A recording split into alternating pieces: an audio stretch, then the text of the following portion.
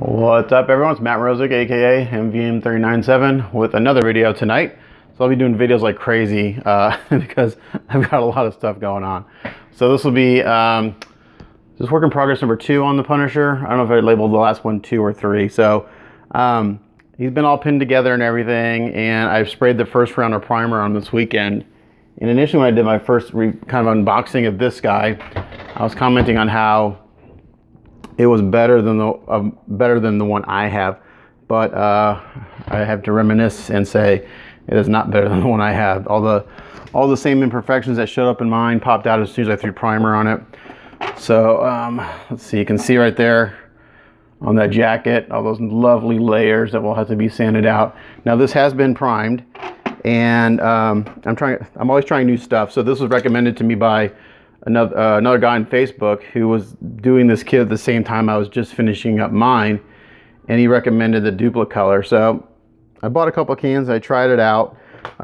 This was sprayed. Now according to Duplicolor on the can, you can put 2 light coats and a medium coat and then sand it about an hour afterwards. So I sprayed these a couple hours ago, and we're going to see about sanding a little bit. So I thought I'd get away without having to do a lot of sanding on this kit. Unfortunately, that's not the case. So what I think I'm going to do is do this first, and do the initial sanding, and then go back to my Rust-Oleum filler primer, which I use on my kit, which did a really good job of filling most of the print layers and stuff, and kind of kept my sanding down to a minimum. But I am going to do some sanding on this real quick and see how this, first of all, to see if this primer is truly sandable after a few hours.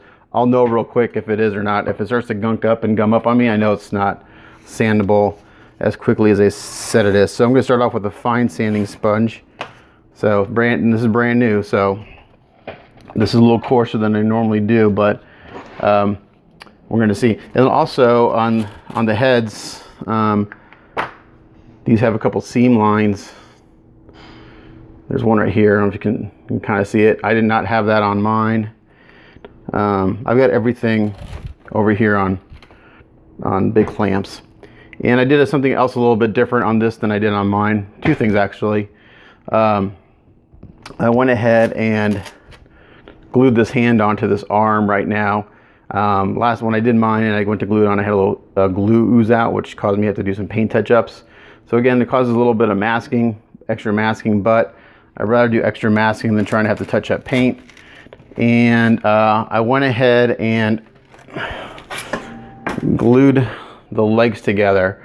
So I glued the feet on and I glued the legs to the waist, since this will be shipping to Taiwan when I'm done. So I just wanted this to be a solid structure with epoxy, so I felt safer doing that than with the magnets. But everything else is magnetized. And actually, I can show it. I'll put it together real quick to show you, how it goes together. Even though if you've watched my work in progress on mine, you know how it works. So, and then the zombies, I did all the putty work and stuff on the arms with some Aves, which was the first time I used it, and it worked out lovely. So, this guy goes here. Oh no, wrong side. This guy goes here. That's all been magnetized, so it pops right in. This zombie, now some of these pieces are hard to work with. When they're like, the zombies are kind of difficult to work with because they're just so big and an odd shape. They're hard to deal with painting wise, and this, part of doing a big kit. And I do have a pin in here in this foot, so that's going to go in and slide in. So now that's pinned. I'm going to back up a little bit and raise my camera.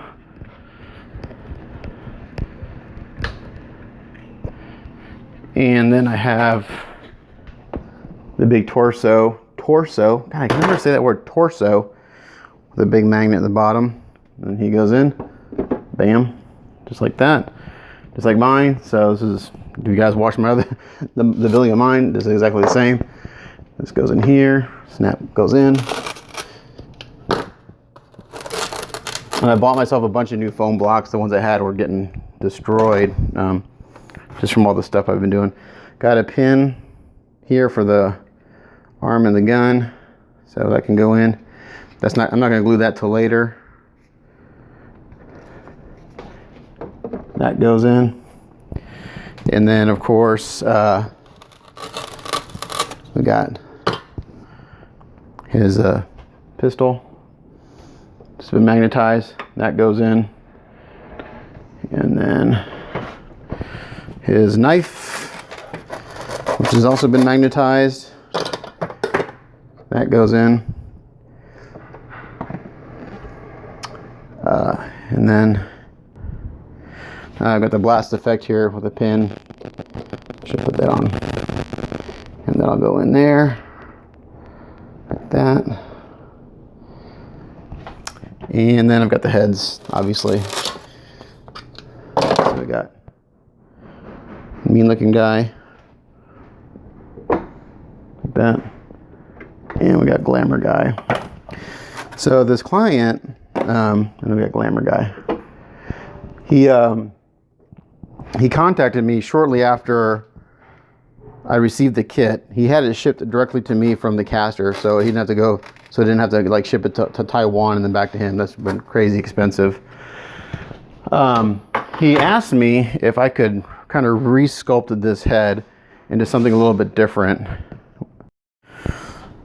Sorry, my kids keep interrupting me. He asked if I could re-sculpt this head into something, if any of you collect XM statues, like a guy named Troy McDivitt did a custom head sculpt for their statue. He wanted something similar to that, but I told him I'm not a sculptor, and my fee would go up, and more than likely he wouldn't get what he wanted. So I contacted a few sculptors to how much it would cost to sculpt a head for this guy. And the price was right aligned with what I thought it would be. I got quotes from $450 up to $650 to do a one-off quarter scale sculpt, which the kit is $600. So to have one head made by a sculptor is as much as the whole kit, which I get. I mean, it's, you know, you're paying the sculptor for his talent and time.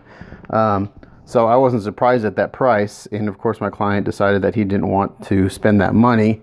So, which is okay. I mean, you know, like you know, the last thing I want to do is try to do something, have to charge for it, and not get what the client wants. So I'm glad he kind of decided not to have me attempt it, because he would not have been happy with what there's no telling what it would have looked like.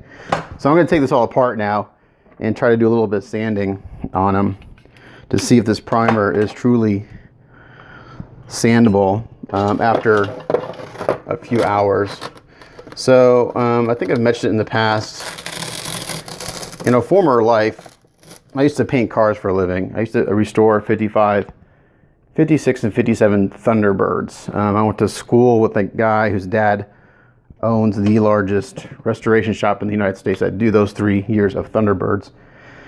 And that's kind of how I got my painting chops. So a lot of people tell me that, you know, I'm really good at painting models. Well, it's because I've always painted of some sort, like cars and stuff. So it's a lot of the same techniques, just on a much smaller scale.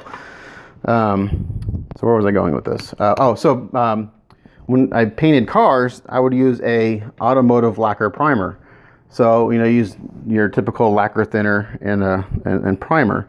And those primers, that primer is technically sandable after a few hours. Now, it's always advisable to not rush that process, because primer will shrink as it dries and cures.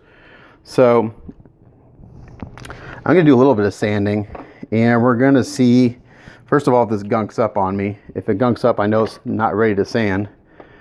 But this will take at least another application of primer in order to take care of all these 3D print lines that I have. So it's okay. I mean, at least when I took on this commission, I knew what I was getting into, because I've already done the kit. So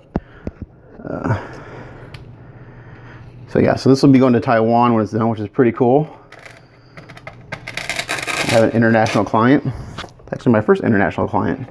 Kind of neat. So I use these big A clamps to clamp everything, and I take the plastic bottoms off because I use the foam blocks, and with the rubber handle part off, it sticks in the foam much easier. So that's why I take all that off. And also I typically take the rubber tips off, It's counterintuitive, but a lot of times it actually grips better without the rubber tip on it. So we're gonna do some sanding here. Hopefully my kids will not interrupt again.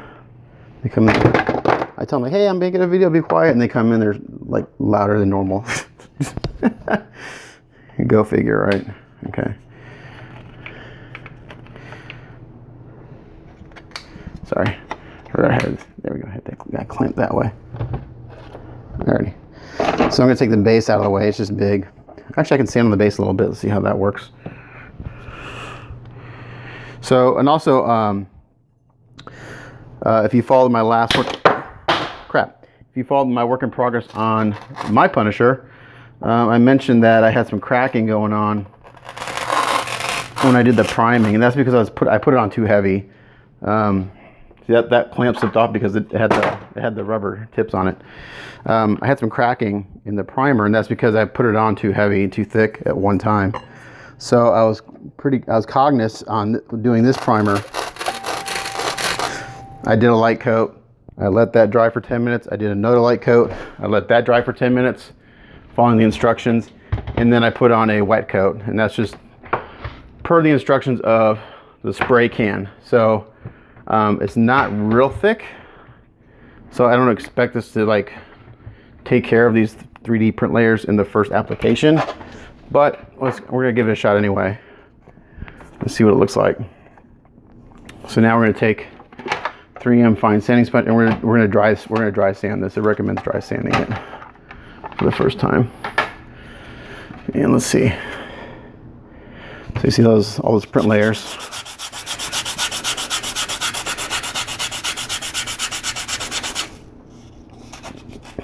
Yeah, well, it seems to be doing okay.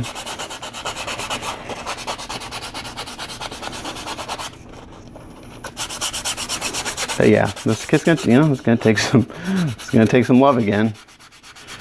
I'm pretty happy with the way mine turned out, so I'm really I know that this will look good in the end. It's just, again, the amount of work that you got to do to get the surface ready to put paint on it.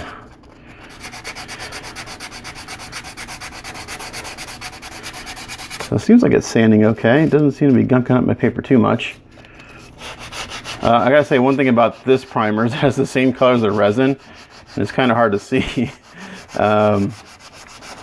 if you go through. The resin is a hair darker than the primer, and I mean just a little bit. It's very subtle. You really can't tell.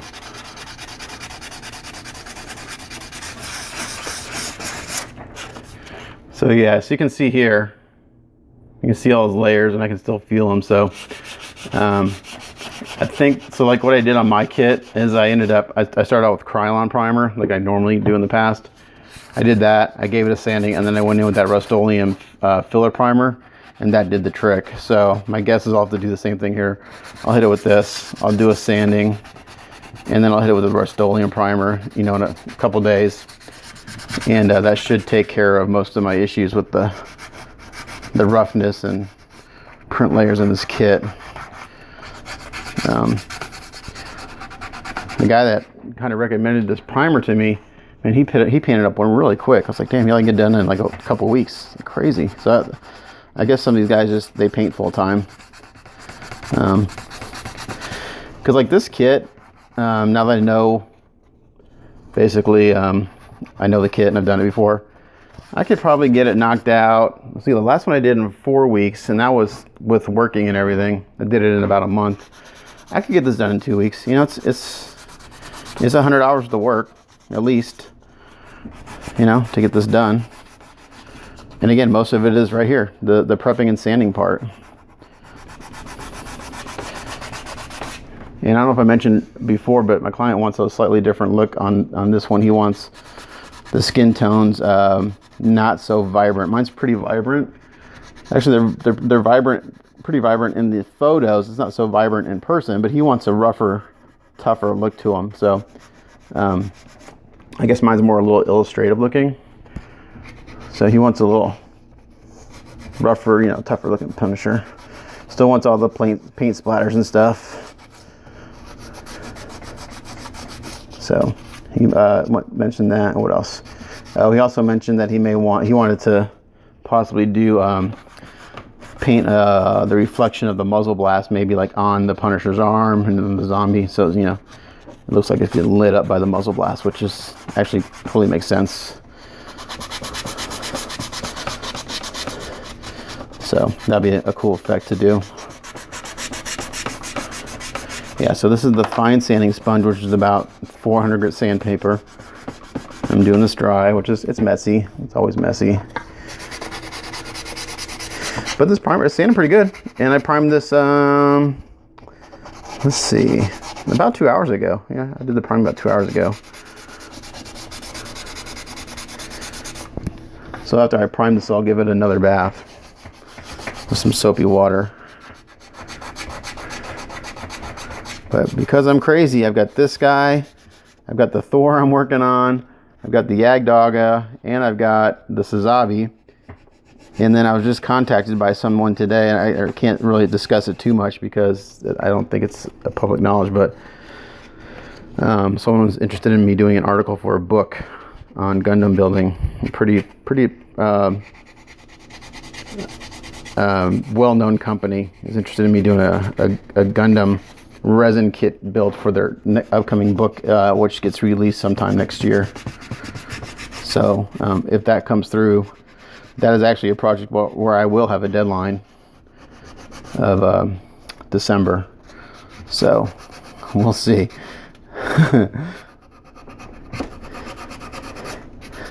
Okay, so I'm gonna break out one of these heads and do a little sanding on it, because you know, a video about sanding is really not that exciting, but it's a very important step in the process. So here's Glamour Punisher, and it's not as bad as the kit I had as far as like the 3D print layers and stuff in the eyes. You can see here in the chin.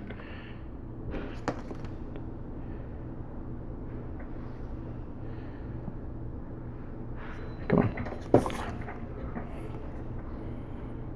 There you go. You can see it there. So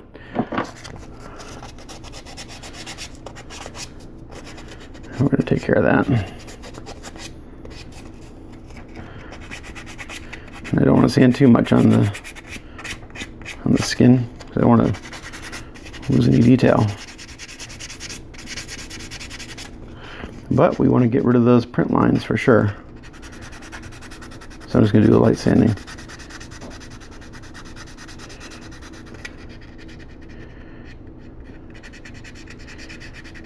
And again, where's the worst on this kit?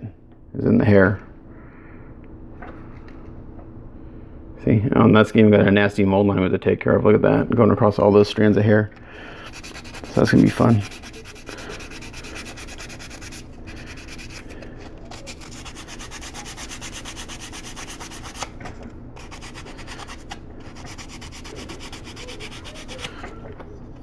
So that's really about it for this video. It's not very long, 12 minutes. Last night I said I'm not going to do a video 20 minutes of me sanding it, and that's what it turned into. So that's the next step on this kit. Same step, I'm in the same step right now as I am with the Yagdogga, but this is a different sanding process. So he's in primer. I'm going to give him a good sanding, try to get as much of the imperfections out as I can, and then do a final round of primer with the Rust-Oleum filler primer, and then hopefully we'll be ready for paint. So yeah, between all these other kits, a lot of sanding, a lot of priming coming up, a lot of videos like that. So thanks for watching. As always, it's Matt Mrozik, aka MVM3897, signing off. We'll catch you guys next time. And before I sign off, I did want to show the arms. So the arms are actually pretty rough too. You can see here the mold line, the print layers. Yeah, so the arms are worse than my kit was for sure. Right? The arms on mine were not that bad. Let me show the other one.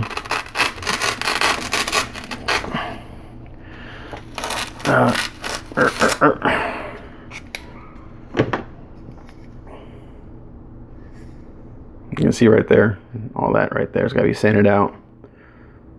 You can see the print layers there. The print layers are going this way. So yeah, I've got a lot of prep on this kit again, so it is what it is, but So now I'm really signing off. So as always, thanks for watching. It's Matt Mrozik, aka MVM397. If you have any questions, put them down in the comments. I'd be happy to answer them. But as always, thanks for watching. We'll catch you guys next time. Bye.